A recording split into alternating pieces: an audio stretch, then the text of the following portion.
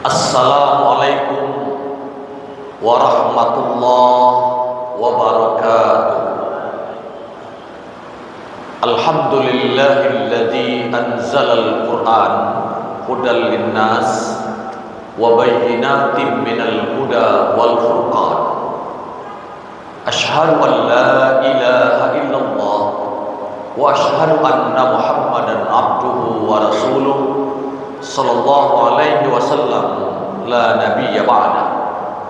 Allahumma salli ala Muhammad wa ala ali Muhammad. A'udzu billahi minasy syaithanir rajim.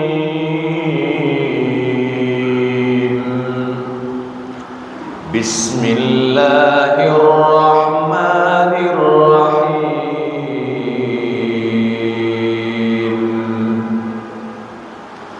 Wa idza qila lahum ta'alu ila ma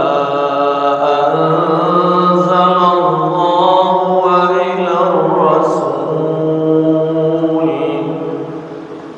qalu hasbuna ma wajadna alayhi aba'ana awalau kana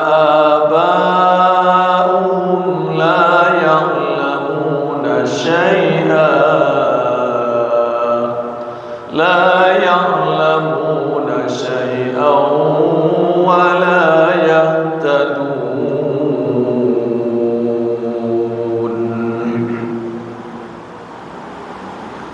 Hadirin jamaah asar rahimakumullah. Pada asar ini kita akan bicarakan tentang corak beragama seorang muslim. Disebutkan salah satu yang mempengaruhi cara beragama seseorang itu pengaruh keturunan nenek moyang. Orang kita menyebut para leluhur, orang tua-tua dulu. Jadi cara beragama seseorang itu sangat dipengaruhi oleh cara beragama keluarganya, orang tuanya. Dan cara beragama orang tua itu pula dipengaruhi oleh cara adat peradaban masyarakat yang ada sebelumnya. Apa maksudnya? Bahwa sebelum Islam datang, masyarakat Indonesia itu memiliki agama Hindu dan Buddha. Lalu nenek moyang yang kemudian cucunya ataupun sudah beragama Islam, tapi dulu neneknya, leluhurnya yang beragama Hindu, beragama Buddha, itu masih meninggalkan pengaruh kepada keturunan sesudahnya. Dan itu pun pada hari ini nampak bekas-bekasnya pada umat Islam. Nampak bekasnya bahwa masih adakah pengaruh corak beragama orang zaman dulu yang dipengaruhi oleh agama Hindu dan Buddha ke cara beragama orang Islam sekarang. Itu ada.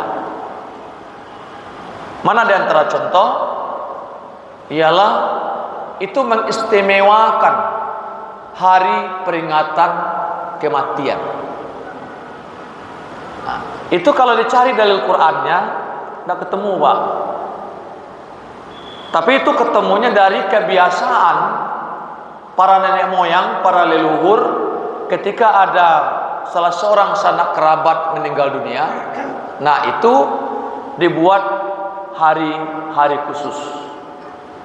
Dipelajari dalam konteks yang modern atau terbaru, kajian keislaman Quran dan Sunnah, kajian dari dalil-dalil Al-Quran yang sahih dan hadis-hadis yang sahih, tidak ditemukan dalilnya tentang bahwa pelaksanaan peringatan atau mendoa untuk orang kematian, baca Quran ataupun yasinan itu tidak ditemukan harus pada hari ketiga, ke-7, ke-14, 21 dan seterusnya. Nah, oleh karena itu memang Al-Quran memberi isyarat kepada kita semua. Apa kata Allah dalam Al-Quran? Wa idza qila lahum ta'alu ila ma anzalallahu wa ila rasul.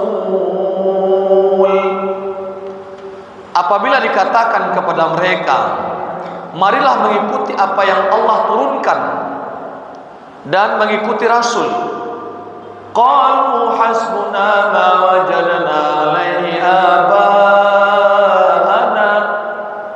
Mereka menjawab, cukuplah bagi kami yang kami dapati dari nenek moyang kami sendiri. Padahal walaupun nenek moyang mereka itu tidak beragama Islam atau tidak mendapat petunjuk. Awalau kana abahum la ya'lamuna syai'an wa la yahtadun. Banyak orang berpedoman kepada kebiasaan tradisi orang tua-tua dan mereka tidak meriksa apakah itu sesuai dengan Islam atau tidak sesuai dengan Islam. Bahkan kalau kita datang mengkritik, kita pun dimarahi. Kamu itu kan baru lahir, kenapa mengkritik? Ini sudah lama, sejak dulu berkembang. Padahal dalil Qur'annya tidak ada. Maka oleh karena itu, kaum muslimin jamaah rahimahumullah, salah satu bentuk dalam prinsip dakwah Islam dan khusus dakwah Muhammadiyah dikenal dengan namanya tajrid. Apa itu tajrid? Tajrid ialah memurnikan ajaran Islam, pelaksanaan Islam sehingga lepas dari pengaruh tradisi, pengaruh budaya, pengaruh gaya corak nenek moyang, yang itu semua bila bertemu dengan dalil Al-Quran dan hadis ternyata bertentangan. Maka Islam mengajarkan hendaklah melepaskan, meninggalkan tradisi itu dan ikuti cara-cara yang sesuai dengan dalil Al-Quran dan Sunnah. Tapi meninggalkan tradisi yang sudah biasa itu yang sulit bagi masyarakat Islam. Jadi pada orang Muslim itu pasti ditemukan cara beragama dia terpengaruh oleh bentuk, corak dan cara beragama orang sebelumnya. Buktinya sampai sekarang kan masih ada tuh. Kalau orang mendoa misalnya bakar kemenyan. Kalau orang meninggal dihitung 3, dihitung 7, dihitung 14. Itu kan datangnya bukan dari sumber ajaran Islam, bukan datang dari Al-Quran dan hadis. Tapi umat Islam sebahagian besar belum bisa melepaskannya. Kenapa? Itu membuktikan ternyata pengaruh cara beragama orang sebelumnya melekat pada umat Islam yang sekarang itu. Nah, belum lagi kita lihat misalnya datang ke tempat lain, ritual-ritual yang ada. Orang masih memahami pada konsep tahayul, pada konsep khurafat. Pasti masih ada orang memahami kalau ada orang meninggal dunia, diyakini si A menjadi si A, si A menjadi itu. Nah, oleh karena itu cara pemahaman orang Islam masih terpengaruh oleh cara-cara yang ada dalam tahayul, khurafat dan seterusnya. Karena itu pesan daripada kegiatan dakwah amar ma'ruf nahi munkar Islam khususnya Muhammadiyah agar ada tajrid. Apa itu tajrid? Upaya memurnikan prinsip-prinsip beragama dari pengaruh-pengaruh yang tidak sesuai dengan prinsip Al-Quran dan Sunnah itu sendiri. Mudah-mudahan kita senantiasa bisa berangsur-angsur masuk dengan metode tajrid dan meninggalkan tradisi yang sebenarnya tidak bersumber dari Al-Quran dan Sunnah. Amin ya rabbal alamin. Wabillahi taufiq wal hidayah. Wassalamualaikum warahmatullahi wabarakatuh.